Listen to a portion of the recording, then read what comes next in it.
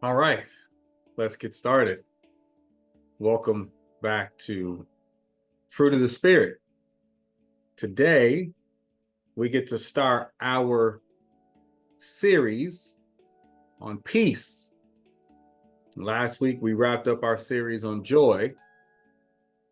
But for the next 4 weeks, we're going to be talking about peace and what it really means to have peace. What's blocking you from experiencing that peace that you desire, and what you need to do to have the peace that you've been looking for. I first want to start off by defining what peace is. Because of all of you that are watching right now, every last one of you have a different idea of what it means to have peace.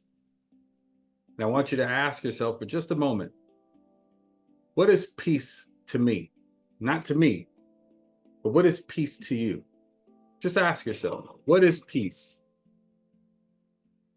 And then I want you to ask yourself, what do I feel needs to happen in order for me to have peace?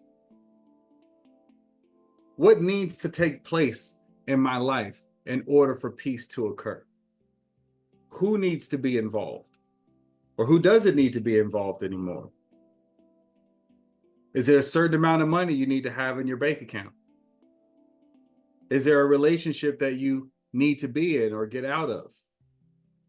I want you to ask yourself, what is peace to you?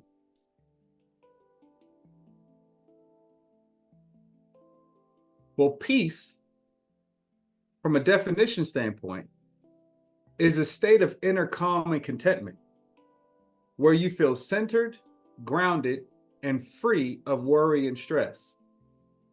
Peace is the absence of inner conflict. It is the absence of anxiety. It is the absence of turmoil.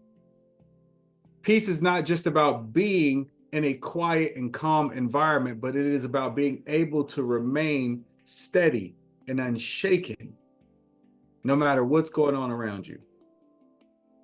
Peace is a sense of deep trust that everything is as it should be. I want you to catch that.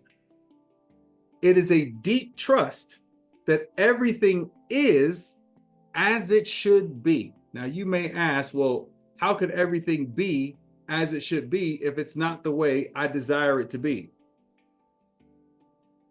The deep trust is knowing that everything that's happening in your life right now is serving your highest good. But I want to be clear. Just because something is happening in your life is serving your highest good doesn't mean it's enjoyable.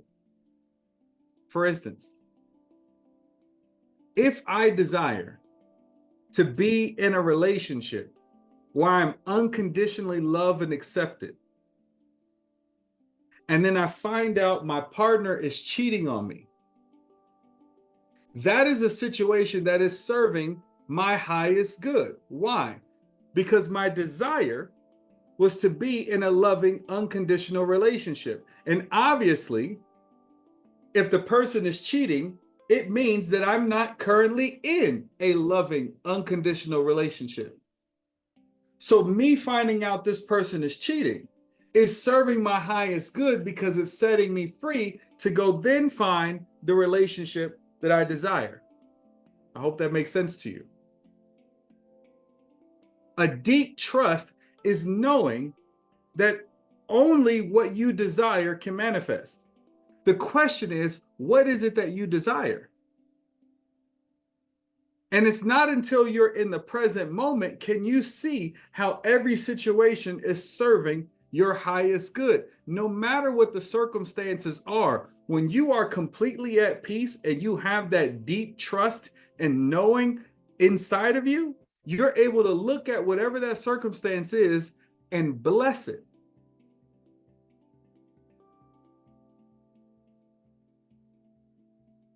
Spiritually, peace often comes when you're in harmony with your true self and connected to the divine. And that's where we're going to go today. knowing that you are guided and supported.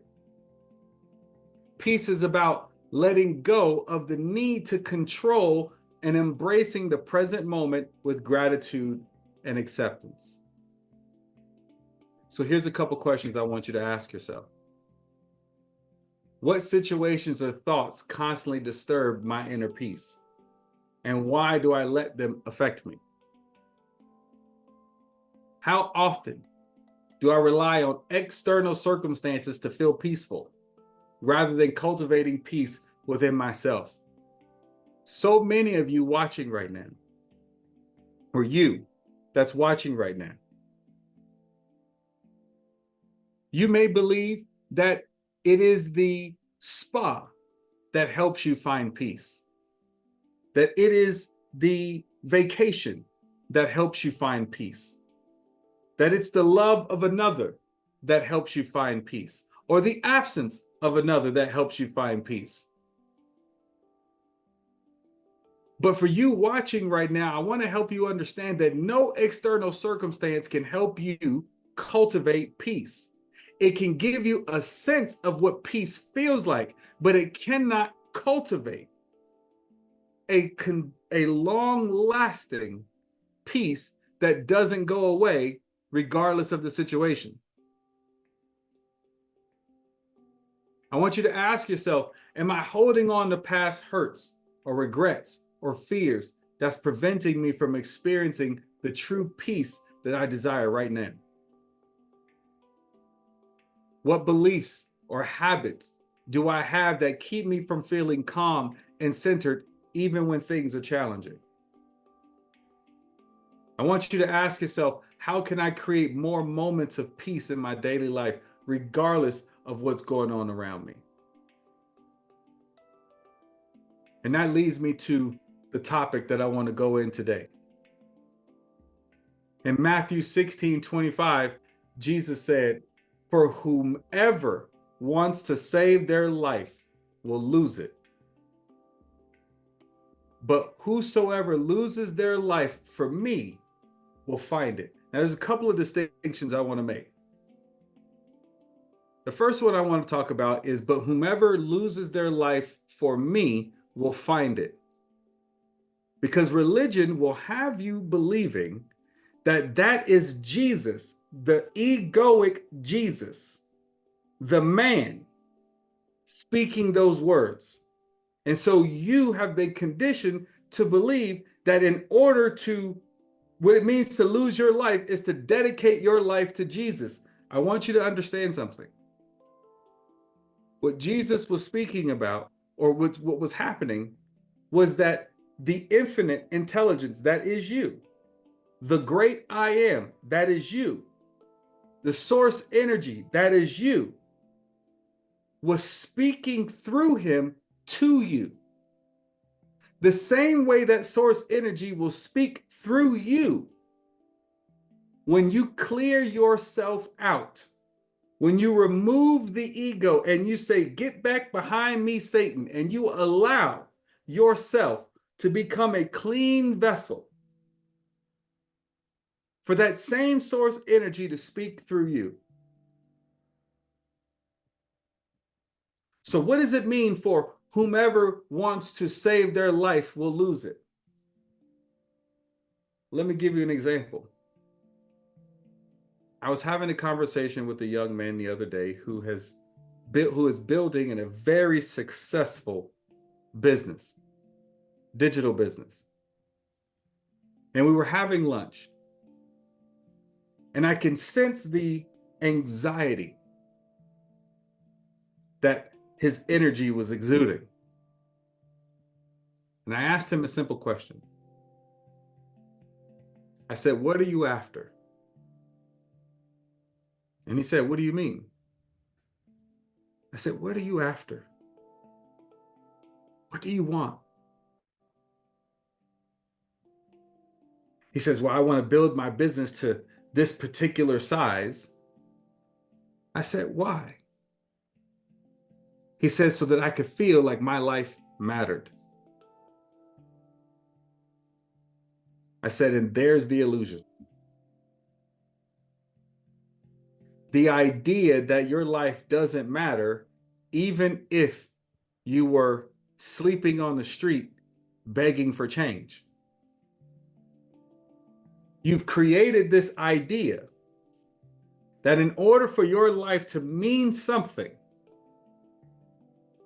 that you have to create this magical, massive business.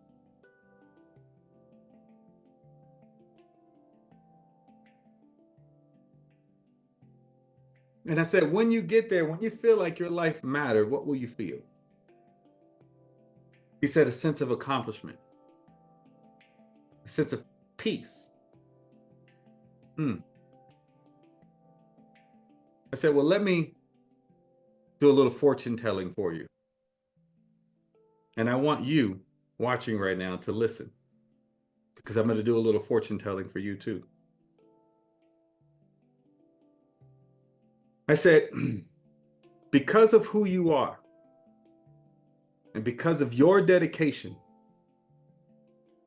to your craft, you are going to get to where it is that you desire to go. Your business will get there. But then your dream will become a nightmare. And he looked at me, probably how you're looking at me right now. And I said, your dream will become a nightmare because here's what will happen. When you reach that income goal, when you reach that client, number of clients you want, whatever it is, when you reach that, you and your team, you will go celebrate. You will go somewhere to the islands. You will pop champagne. You may go to the club. You may say, hey, let's get on a plane. Let's go to Vegas. You are going to feel like you are on top of the world. You are going to feel the best about yourself that you have ever felt in your entire life.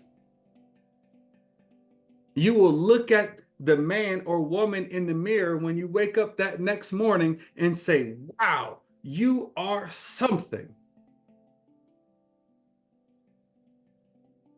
And I said, that feeling will last for all of 5 minutes. And then your dream will become a nightmare. And he said, Steve, how will the dream become a nightmare? Just like you're saying right now. How will your dream become a nightmare? I said, because once you've attained that goal, that epic mountain that you desire to climb, then your entire being, called your ego, is going to be fearful of losing it. So the peace and the joy and the accomplishment that you feel, the high self-esteem that you feel, will quickly turn into worry, doubt, fear, anxiety, and if things don't go as planned for long enough, depression. And I said, and that beautiful young lady that you're with, what you're going to end up doing is pushing her to the side because your number one focus is your business, because your business holds all of your identity, because you think that a successful business is where your peace is. Are y'all with me? And so you will push her aside. And he goes, ouch. Because he knew deep down that that was true. If that were to occur, everything is, it's like a fortune. I did a fortune telling, for like I read his palm.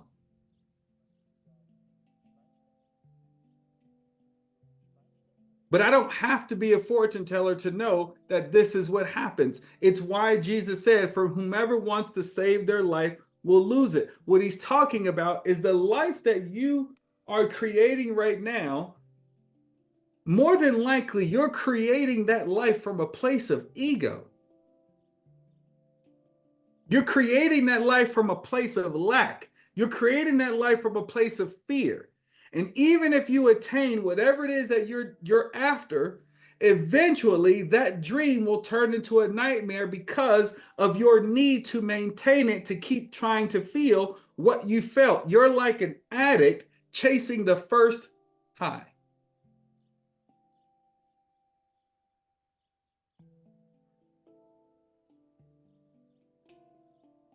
And this is infinite intelligence, God speaking through Jesus in this moment by saying, whomever wants to save their life will lose it. Meaning, you're not really living life when you're operating by the ego.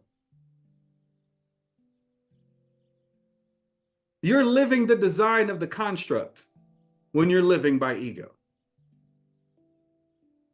You're living the design of separateness. And as long as you believe in separateness, you will never attain the level of peace that you desire, that calm, steady, deep trust that we alluded to a moment ago.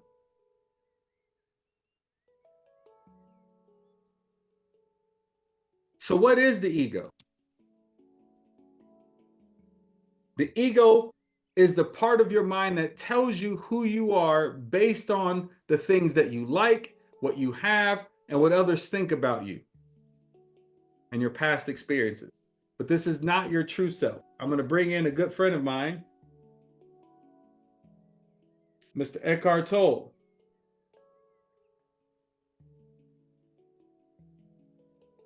In his book, The Power of Now.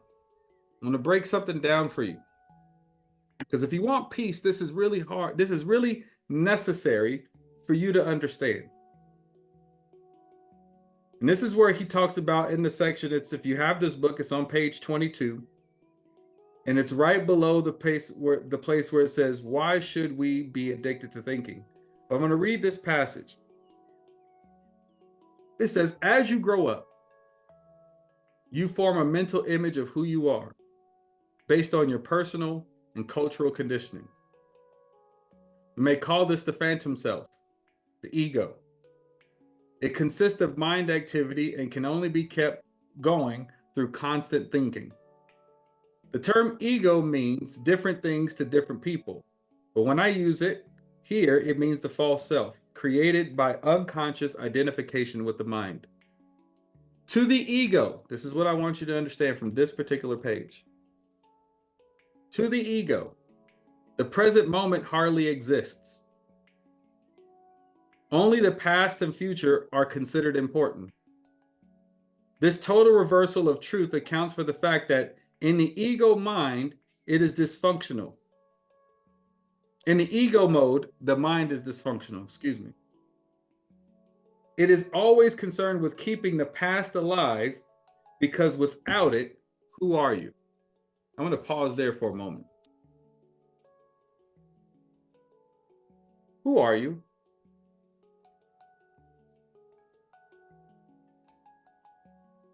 No, really. Who are you? I want you to imagine waking up tomorrow with full-blown amnesia. You have no idea who you are. That's the diagnosis of amnesia. You have no idea who you are. And yet, you still exist. Because right now, you think your existence is who you are. So imagine waking up tomorrow and you have no idea who you are, but you still exist. But if you're not you, then who's existing? Are you with me? If you can't remember who you are, who's existing?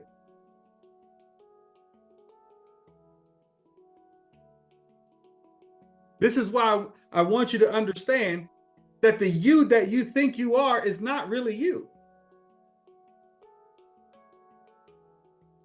The you that you think you are is the small you.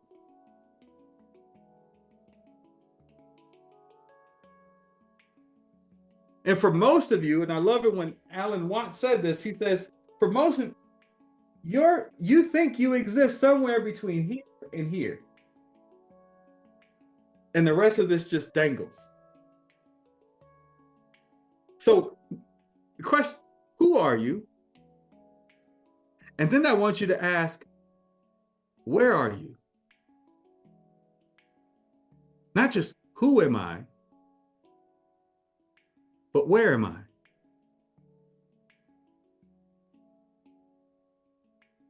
Where are you?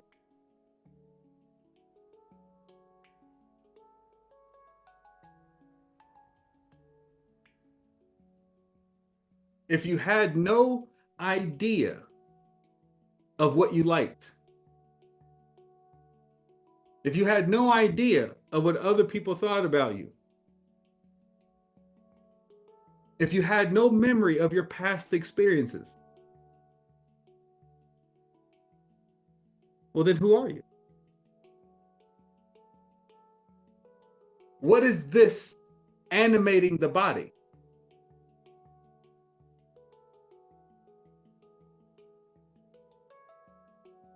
If you're meditating and you're watching your thoughts go by, who's the one watching the thoughts? Because right now you think you are your thoughts. You think that every thought that comes into your mind is you, and that can't be further from the truth. Matter of fact, none of the thoughts that come into your awareness is you. Let me show you. I want you to imagine that there's just lines of sentences running past me right now. In this direction, there's a line of sentences running in this direction. There's a line of sentences running in this direction. There's a line of sentences running up and down. There's a line of sentences running in between all of those other lines. I want you to imagine being surrounded by sentences. Thought.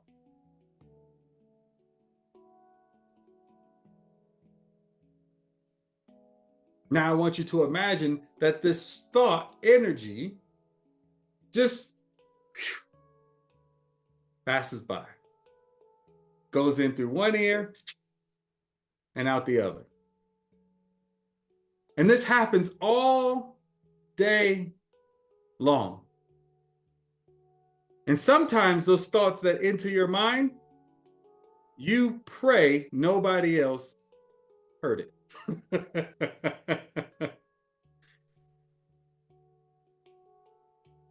And then because you identify with your thinking, you start to feel guilty when you have a thought. You ever felt guilty when you had a thought? You ever felt shame for a thought that entered your mind? Do you ever feel hurt from a thought that passed through your awareness?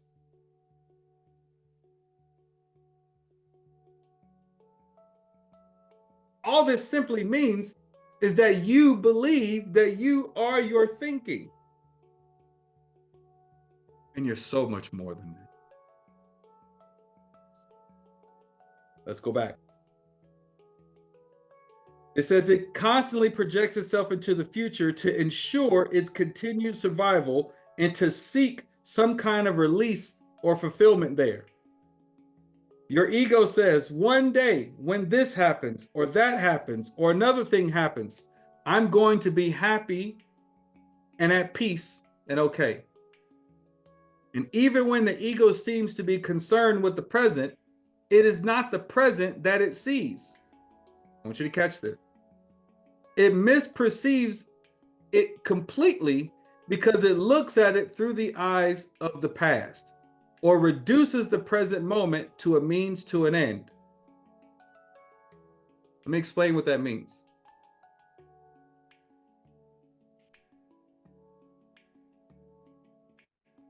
Your ego doesn't see what's possible right in front of you. You ever had a conversation with someone and they pointed something out to you that was right there and you go, why couldn't I see that? Because the ego itself is limitation. The ego itself creates parameters and creates blinders so that you can't see what's right in front of you. Why? Because, like the book says, it doesn't pay attention to the present moment. The ego only thinks about how to protect itself from things that happened in the past and how to set itself up for the future to be protected. Are you with me?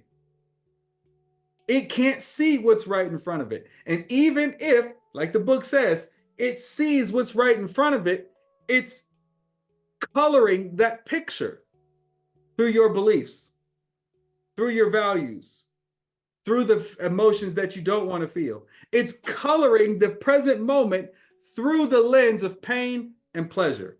Can you get that? It's not seeing what's right there. It is not objective to reality. It is only seeing what's in front of you so that you can manipulate it to either avoid what you don't want to feel or to feel what you do want to feel.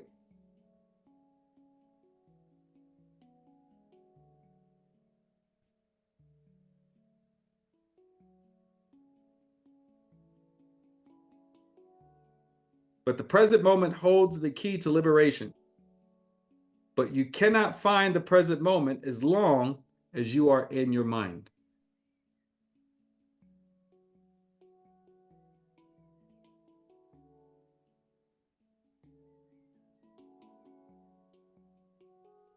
The role of the ego is to protect you.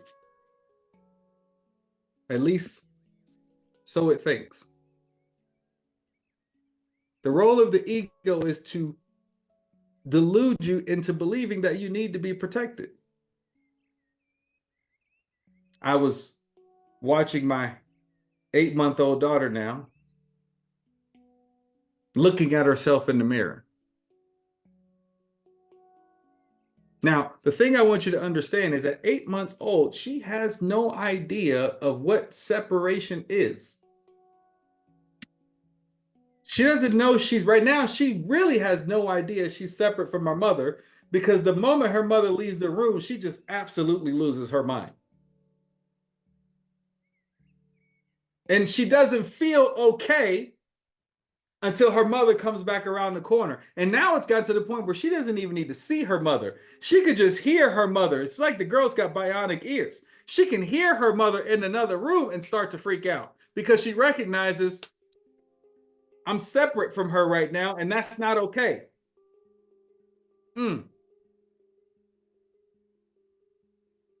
I want you to imagine that same relationship with God. Y'all feel that? I want you to imagine that same relationship with God. Imagine feeling not okay when you feel separate.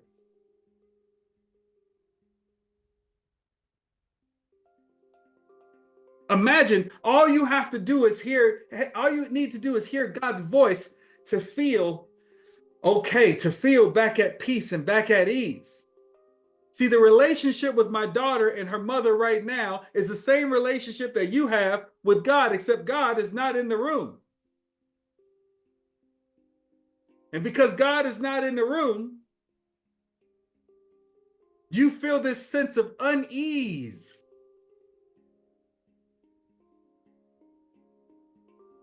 You're on alert, feeling like you need to protect yourself. It's like my daughter being left in the room by herself. She's going to scream and she's going to cry. And some of you are screaming and crying on the inside.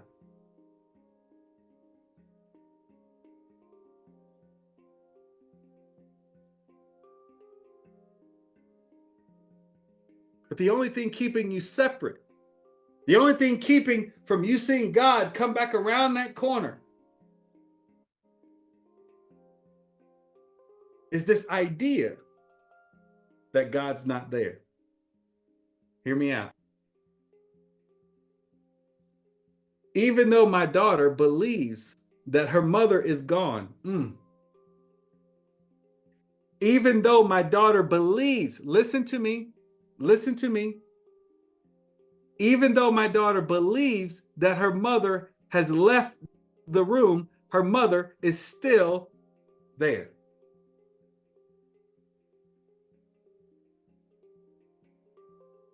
But it's just not in her awareness.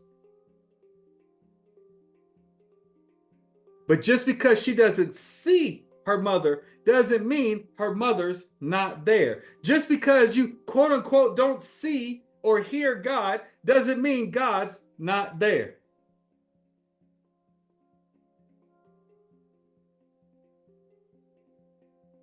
God is there. You want to know how I know? Because you are it. You cannot separate yourself from yourself.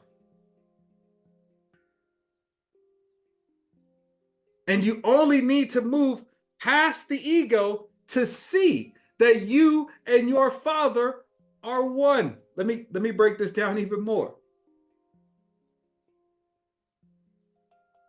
Quantum physics. We've talked a lot about quantum physics over the last 10 weeks. But quantum physics, science, for a simpler term, has shown that if you break down an atom and look inside the atom, you will find a nucleus. And if you look inside that nucleus, you will find protons and electrons. And if you look inside those protons and electrons, you will find particles. And if you look inside those particles, all you find is a wave. Nothing solid. Just a wave. So if the base, and then that's not even the foundation. The particle, the wave is not even the foundation. It's the formless that created the particle in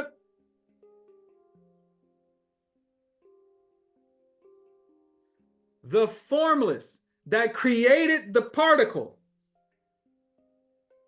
that then created the protons and electrons, that then created the nucleus, that then created the atom,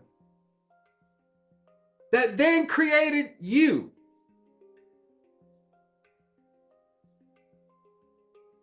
See, you are not separate from God. You can't be, because the formless that created the form is you.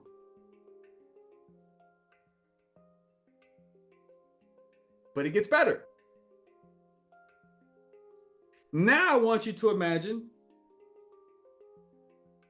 that quantum physics says that your attention can make that particle behave a certain way. When you are not looking at that particle, it's infinite possibility. But the moment you look at that particle, it becomes something. And then when you turn your attention away from it, it becomes everything again. And when you look at it, it becomes something. So watch this. So the formless substance, what science calls dark matter, creates the wave particles that create the protons and electrons, that create the nucleus, that create the atom, that create you, but your intention makes the particle wave move.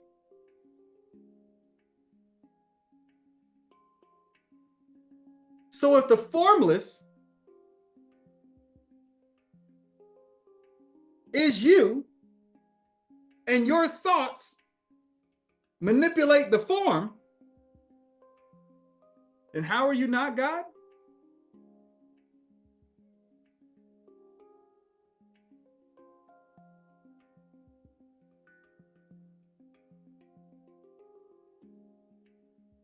But it's this false self that doesn't allow you to see that. So I'll continue.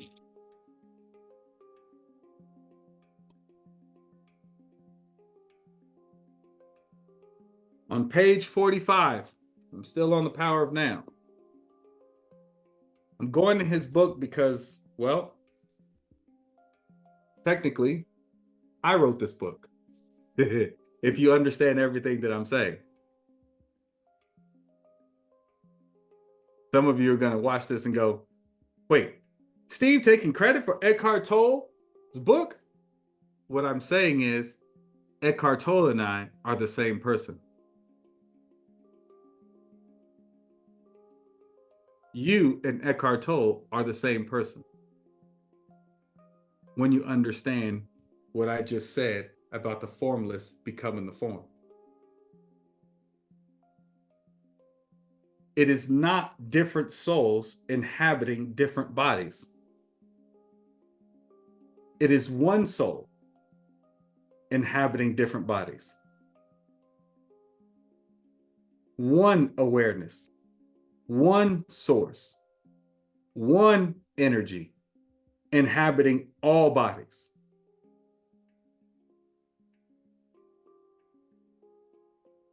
Wanting to realize and know itself through you.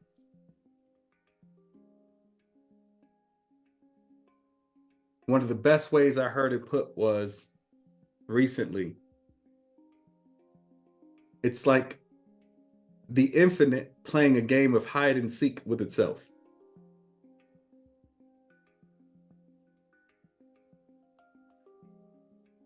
Try to wrap your mind around this. Everything you see, everything, we're all sitting or existing inside of God's mind.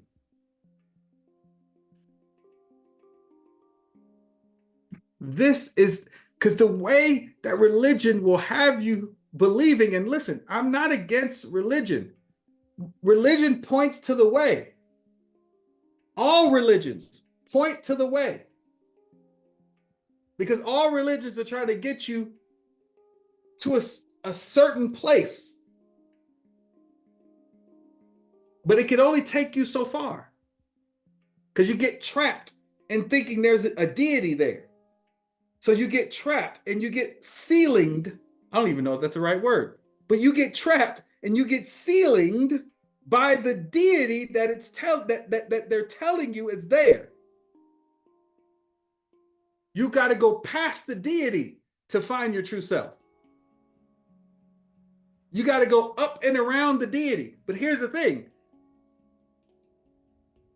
What they'll have you believing is that you exist here and God exists there.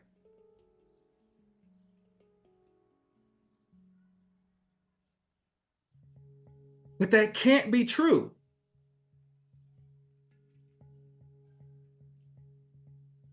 Here's why. And again, I have to credit Alan Watts for this. Another version of yourself. He said, I cannot describe my body without describing the entire universe first. I can't describe my body without describing the formless. Let me bring this down for you.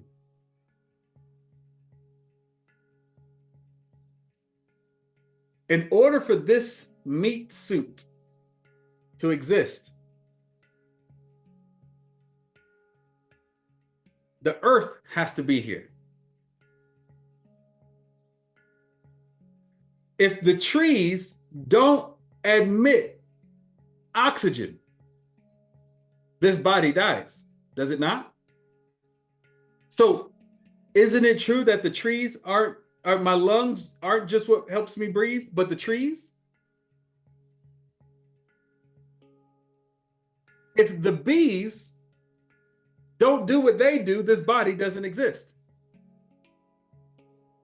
How many times does environmentalists have to say, if the bees die, we die?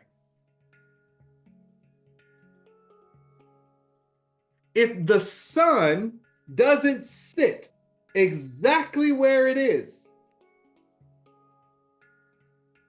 then this body can't exist. If the sun moves any closer or any further away, you'll either burn to death or freeze to death.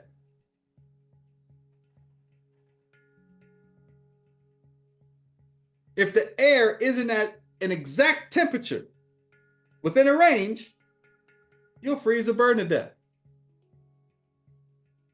We know this personally here in Arizona because it is literally feeling like hell for the last 4 months.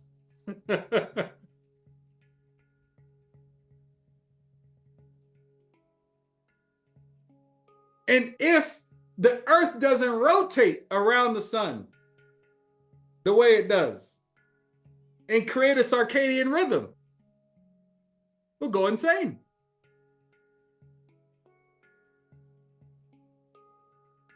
So I cannot describe this body without describing the rest of the world and the universe.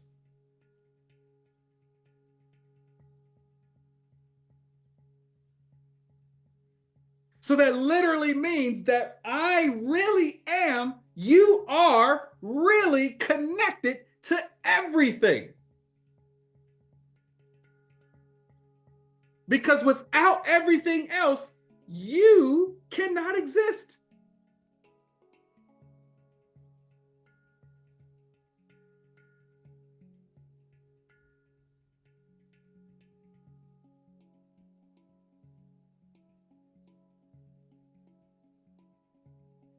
So I continue. Eckhart Tolle says the ego search for wholeness. Another aspect of the emotional pain is an intrinsic part of the egoic mind for this deep sense of lack or incompleteness, or of not being whole.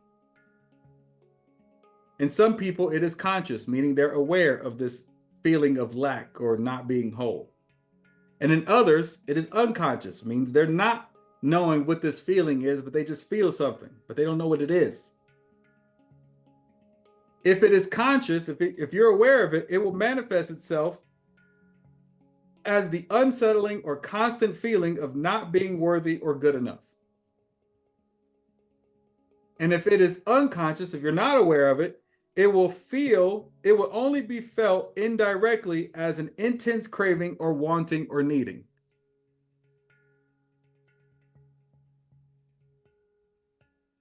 So if you're conscious of this deep-seated sense of lack or incompleteness, then you'll constantly think to yourself, I feel unworthy and I feel undeserving. You'll be able to name it.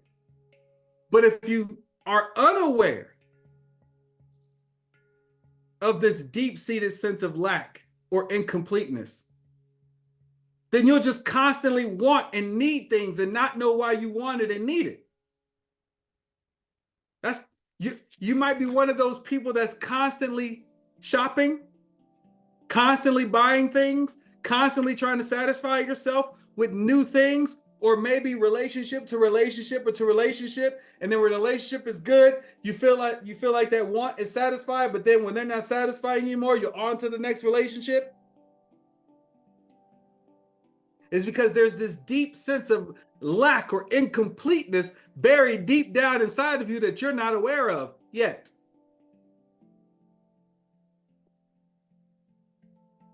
In either case, people will often enter into a compulsive pursuit of ego gratification and things to identify with in order to fill this hole they feel within. So whether you are aware of this deep-seated sense of lack or you're not aware, you're going to undergo this unnecessary cycle of trying to fill a hole that you feel is there. Just because you feel it's there doesn't mean it's actually there, but it is the illusion called the ego convincing you that there's a hole there. But there really is no hole.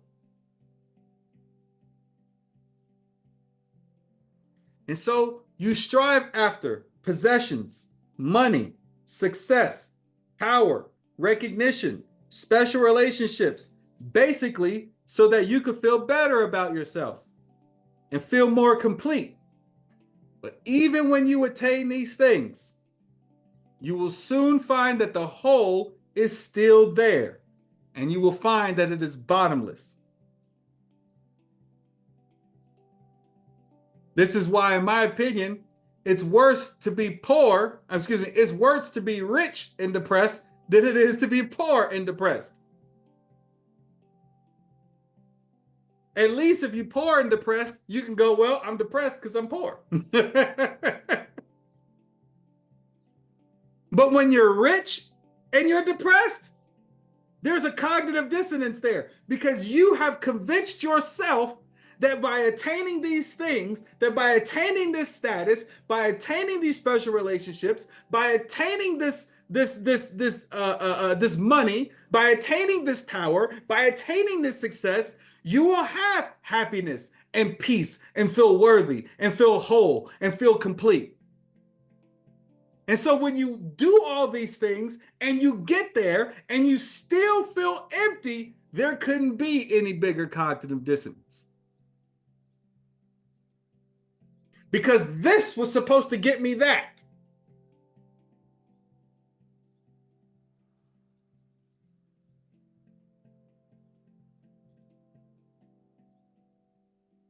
And all this and that is saying is you don't know who you are.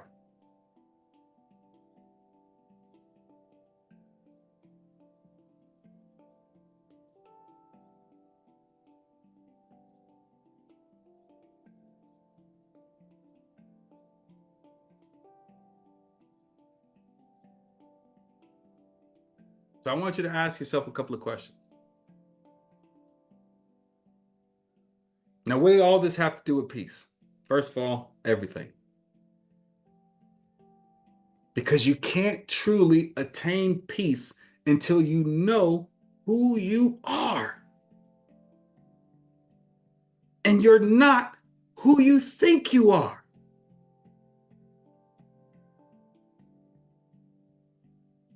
It doesn't matter what your name is. It doesn't matter what your background is. It doesn't matter what happened or didn't happen. You are not those things. And because you identify with those things and those experiences, it causes you unnecessary suffering. You're so much more. You are infinite.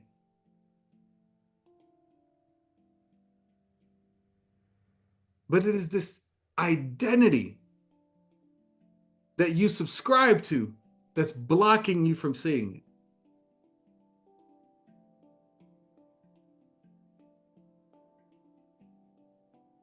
So I got 5 questions I want you to ask yourself as we wrap up. I want you to ask yourself, what am I holding on to in my life that's preventing me from fully trusting and surrendering to something greater within myself? Let me ask that again.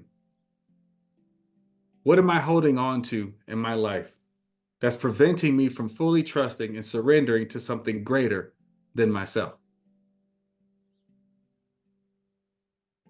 I'm telling you that the kingdom of heaven is this space of pure, unconditioned awareness.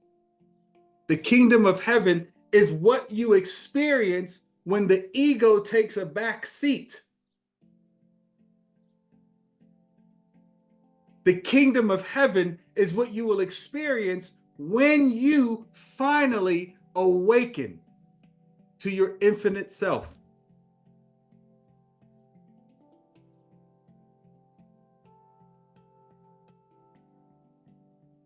Imagine limitless power. I know your ego probably went, yeah. But here's the thing with awakening. You ready? Who you think you are isn't invited to the party. That's the caveat. Who you think you are goes, well, I did the meditations. I bought the classes. I showed up for the fruit of spirit. I clicked the button. I listened and watched this thing for an entire hour. I want to awaken. But awakening is recognizing that this identity that you identify with is actually not real. It's an illusion. So to awaken is to recognize that this you doesn't exist. So then this you automatically can't come to the party because it's this you that you're separating from.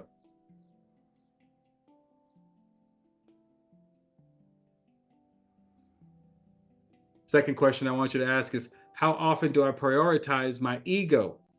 I love it when Wayne Dyer, another version of yourself. Wayne Dyer said that ego stands for edging God out. It's pushing God to the side, your true self. How often do I prioritize my ego and material success over my spiritual growth and inner peace? Western culture then sold you a bill of goods. You're part of the construct. When you're in that rabbit race, trying to become the biggest business, the biggest income earner, the top of your company, you have completely bought in to the construct. And I'm not saying don't do those things. But there's a difference between doing it because you're trying to get some sense of validation and doing it simply because it's fun. Because when you're doing it from a place of your true self, you could do it and the next day not do it. And it won't matter to you.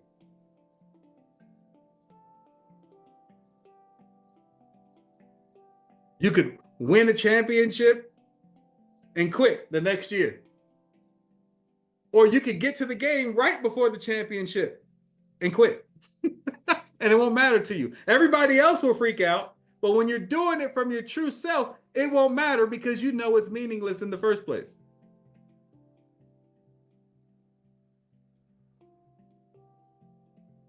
In what ways do my fears about losing control, status, or possession stop me from experiencing true freedom and joy?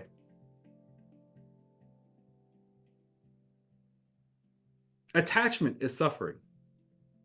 That doesn't mean don't have things. Are you hearing me? But it's your attachment to those things. If you aren't willing to lose it all and let it all go, then you by default are attached, and that attachment controls you.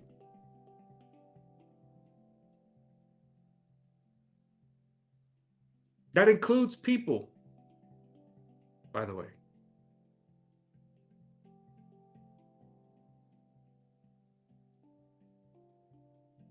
How would my life change if I let go of the need to protect my image or identity and start living more authentically?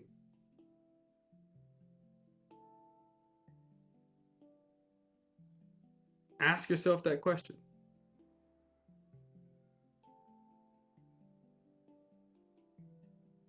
Because you claim, oh, I want to live authentic. I want to be authentic. I want to be authentic.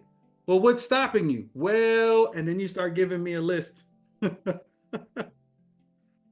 all the do's and don't do's. You start telling me the box that you're in.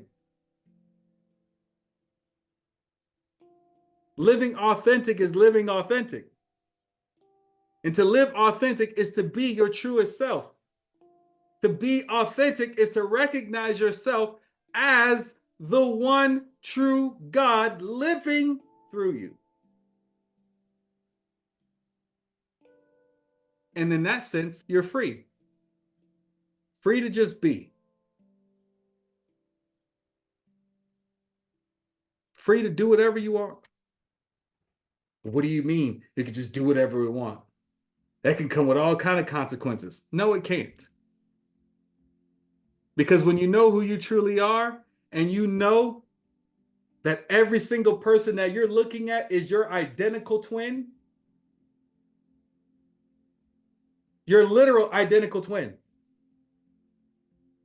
Just how two identical twins are so close and so connected and they can feel each other and they can finish each other's sentences.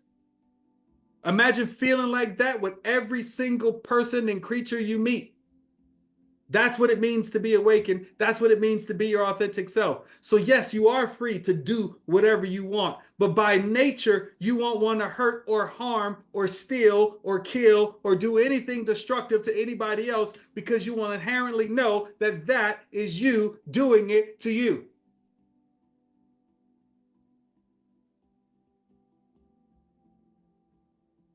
And last question.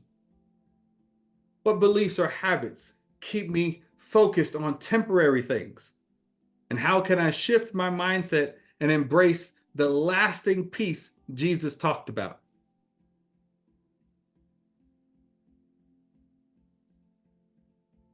The last thing I'm going to share is this.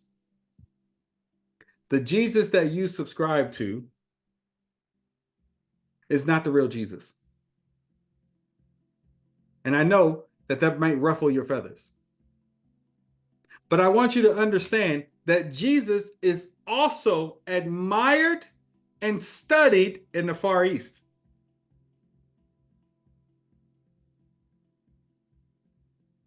Rome and of the Jewish population is not the only people that knew Jesus. But in the Far East, there are stories of Jesus. There are pictures of Jesus hung up on the walls as the most enlightened master to ever live. The best to ever do it. The Michael Jordan of enlightenment. He wasn't the first, but he was the best.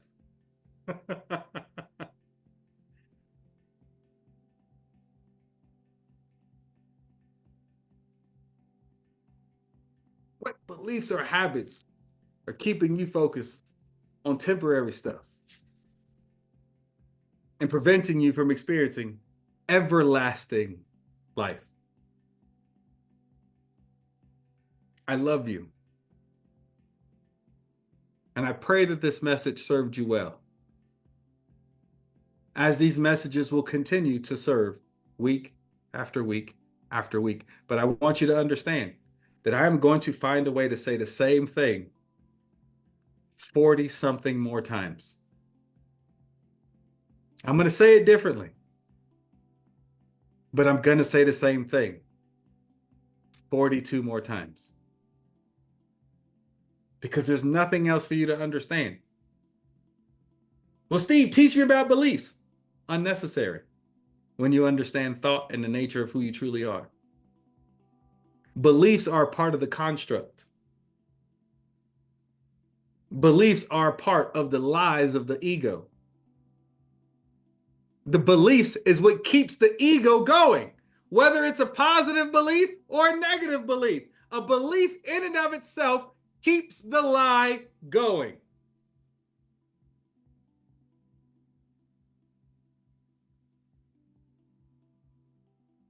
You exist far beyond beliefs because there is no duality. And beliefs suggest that there is a duality, and there isn't.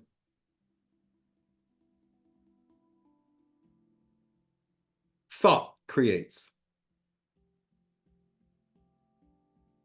And you're the observer of those thoughts, the one who chooses those thoughts, and the one that uses those thoughts as the building blocks to create your entire life.